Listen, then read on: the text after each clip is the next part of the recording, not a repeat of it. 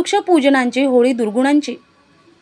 स्थानिक स्वर्गीय देवराव पाटील विद्यालय वडगाव रोड यवतमाळ येथे होळी या सणाचे औचित्य साधून राष्ट्रीय हरित सेना अंतर्गत इको क्लबद्वारे शाळेमध्ये वृक्षपूजन करून आणि दुर्गुणांच्या पुतळ्याची होळी करत आगळ्या वेगळ्या पद्धतीने होळीचा सण साजरा करण्यात आला।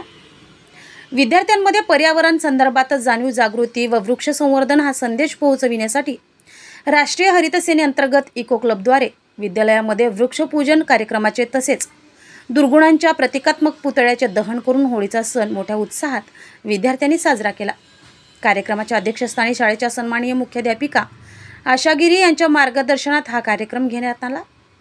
भारतीय सण हे पर्यावरणाशी निगडित असून त्या पर्यावरणाची जपवणूक करणे हे आपले कर्तव्य आहे असे प्रतिपादन यावेळी शाळेच्या मुख्याध्यापिका यांनी विद्यार्थ्यांना संबोधित करताना केले आहे।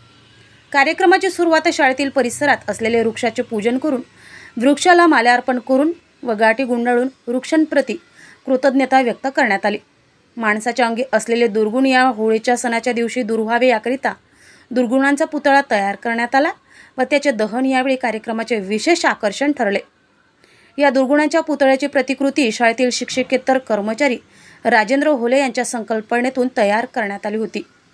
कार्यक्रमाच्या प्रमुख पाहुण्यांच्या स्थानी शाळेचे ज्येष्ठ शिक्षक श्रीकृष्ण भटकर, विद्या चौधरी, विनोद राठोड व शिक्षकेतर कर्मचारी नरेंद्र दांडगे यांची प्रामुख्याने उपस्थिती होती। याप्रसंगी शाळेतील सर्व शिक्षक शिक्षिका तसेच शिक्षकेतर कर्मचारी यांची उपस्थिती होती। कार्यक्रमाच्या यशस्वीतेसाठी चंद्रशेखर धामंदे, भरत गेडाम, विजय साळवे, विलास खंदारे यांनी विशेष प्रयत्न घेतले। कार्यक्रमाचे आयोजन तथा कार्यक्रमाचे संचालन आणि आभार प्रदर्शन निर्मल कुमार खडसे यांनी केले।